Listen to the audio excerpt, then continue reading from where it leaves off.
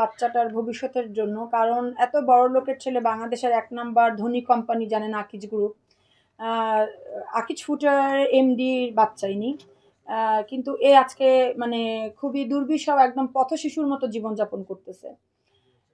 বর্তমান যে সিচুয়েশনটা আমি আছি তার মানে উনার যে 3rd ওয়াইফ ডিভোর্স দিয়ে চলে যায় আরকি ওর বাবার। উনি দুবাইতে চলে গেছেন এবং এই কিছুদিন আগে ওর বাবা সেই ভদ্রমহিলাকে দুবাইতে আনতে গেছেন। তো তখন আমি ওর বাবাকে বাংলাদেশে পাচ্ছি না বলে আমি উনাকে মেসেজ করেছি, উনার পিএসকে মেসেজ করেছি, উনার যে আমাদের বাসার যে ভ্যান্ডরের গাড়ি পাঠায় আরকি। আমি কিন্তু ভ্যান্ডরের গাড়িতে চলি। ওর বাবার কিন্তু ১৩ কোটি, ৯ কোটি, ৮ কোটির গাড়ি আছে। কিন্তু আমাদেরকে ভ্যান্ডরের গাড়ি পাঠায়। তো ওই ভ্যান্ডর যখন আমাদেরকে গাড়ি দেয় তখন একেক সময় একেকটা ড্রাইভার দেয় যেটা আমি আমার বাচ্চাকে আমি সেফ ফিল করি না এবং তারা আমার কোনো কথা শুনতে চায় না। মানে আমার সাথে খুব রাফ ব্যবহার করে যে, "আপনি তো ভাড়া গাড়িতে চড়েন। মানে আমার কথা শুনবে কেন?" তো রিসেন্টলি একটা এর আগে যে ড্রাইভার দিয়েছিল তারও সেইম প্রবলেম। সে পথ চিনে না আরকি। আমারে বলে পথ দেখায় নিতে। আমি তো ঢাকা শহর সব পথ চিনি না। যেহেতু আমি সব অলিগলিতে কখনো চড়ি নাই। আমাকে একবার আপনার সিএমএম কোর্টে নেওয়ার কথা বলে নোয়াখালী নিয়ে গেছেন। আমি তো নোয়াখালীর পথই চিনি না। আমি যেয়ে দেখি যে সব নোয়াখালী, নোয়াখালী লেখা। তো তখন আমি ফোন দিয়ে ওদেরকে বলছি যে, "হায়দার তুমি কি ড্রাইভার দিছো? আমাকে তো নোয়াখালী নিয়ে আসছে সিএমএম কোর্টে না নিয়ে।" তারপর ওই ড্রাইভারটা চেঞ্জ করে এই যে বর্তমান যে ড্রাইভারটা নিয়ে আমি এখন খুবই ভোগান্তিতে আছি, ওই ড্রাইভারটাকে দিছে। ওই ড্রাইভার আমার বাচ্চাকে সকালে যখন স্কুলে নিয়ে যায় সে ইমো একটা আপনার গ্রুপ খুলেছে। মানে সব মেয়েরা ওখানে এডেড। আ এবং আমি এটা বারবারই তাদেরকে ফোন করে জানাইছি। আমি যখন গাড়িতে থাকি তখন সে রিসিভ করে লাইভ যে আমরা কোন লোকেশনে যাচ্ছি সেগুলা পাঠায় গ্রুপে। এটাতে আমার বাচ্চার সিকিউরিটি হতে পারে না। তারপরে উচ্ছৃঙ্খল ভাষায় সে কথা বলে, লুকিং গ্লাস আমার দিকে দিয়ে রাখে, লুকিং গ্লাস থেকে আমার দিকে তাকায় থাকে।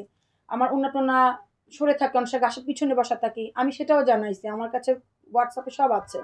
তারপরে বাচ্চাকে যখন সকালে পাঠাই, সে ওই যে ইমো চালায়, চালায় এক হাত দিয়ে এরকম গাড়ি চালায় না? তো ২ দিন ট্রাকের সামনে পড়ে গেছে এবং একদিন আপনার একটা গাড়ি তো লাগাইয়াই দিছে।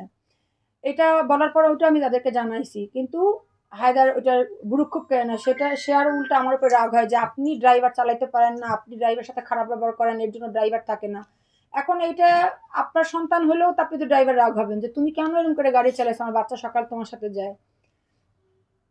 রিসেন্টলি যে ঘটনাটা উনি ঘটাইছে মানে আমি আনএক্সপেক্টেড আরকি আমি মুখে উচ্চারণ আমি করতে আমার লজ্জা লাগতেছে। মানে সে খুবই বাজেভাবে আমার বাচ্চার সামনে বসে ওই মেয়ের সাথে আ কথা বলেছে। সেটা আমি হায়দারকেও জানাইছি, তন্ময়কে জানাইছি, ওর বাবাকে মেসেজ করে জানাইছি যে, "এই ড্রাইভার থাকলে আমার ছেলে নষ্ট হয়ে যাবে।" কারণ ওই ল্যাঙ্গুয়েজ গুলো তো আমার ছেলে শিখতেছে।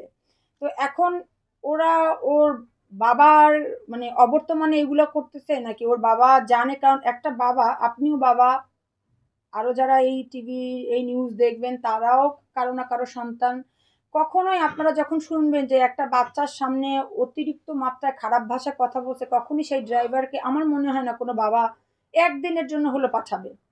আমি সেই ড্রাইভারকে রাখি নাই কেন এটার জন্য হায়দার আমাকে মানে মানে পারলে চিবিয়ে খেয়ে ফেলে। এবং এরপর থেকে আমার বাসায় গাড়ি দেওয়া বন্ধ করে দিছে। ওর স্কুল আজকে ৫ দিন ধরে বন্ধ। এবং আমাকে মানসিক টর্চার করতেছে। তারপরে আমার বাচ্চার স্কুল বন্ধ করতেছে।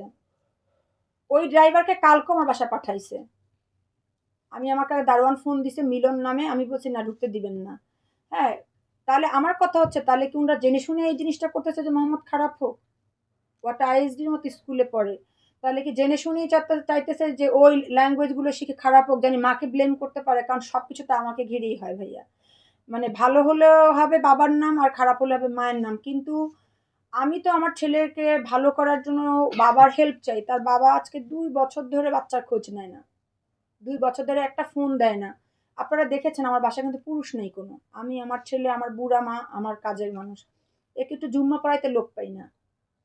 তার বাবার ১০-১৫ টা বডিগার্ড। একজনকে তো একটু জুম্মা পড়ানোর দিন পাঠাইতে পারে যে, "নিয়ে আসো আমার সাথে জুম্মা পড়বো।" ওর বাবা তো দিল্লি থাকে না, থাকে ধানমন্ডি।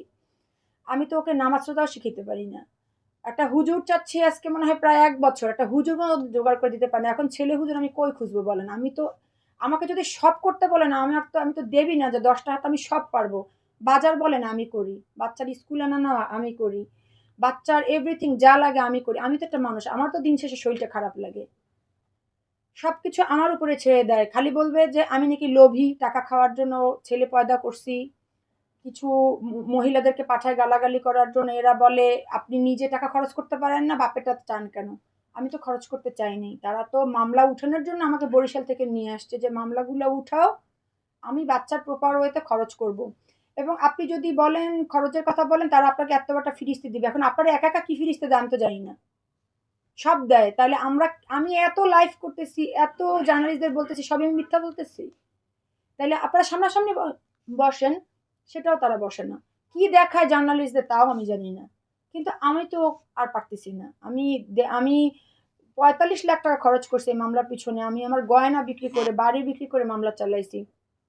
আমি তার কাছে ৳১ দাবি করি নাই যে আমার এই মামলাগুলো আমি উঠাচ্ছি, আমাকে ৳১ দেন। আমি বলছি বাচ্চার ভবিষ্যৎ করে দাও, আমার আর কিছু দরকার নেই।